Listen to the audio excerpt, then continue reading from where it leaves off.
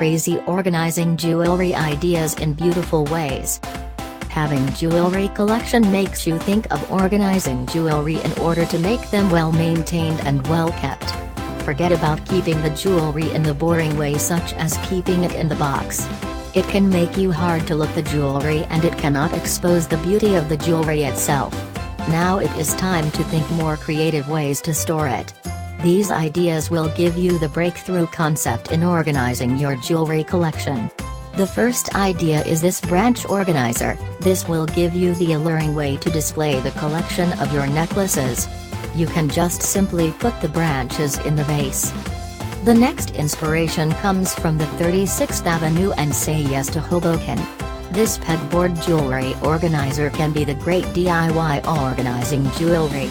You can have extra place in this pegboard to put the other accessories such as glasses and fans. If you would like to have more decorative organizer, you can put frames on this pegboard. This will be the great wall decoration and the jewelry organizer. Do not ignore the unused materials. You can use them as jewelry organizer, too. The wood tray is the best materials to do the DIY jewelry organizer.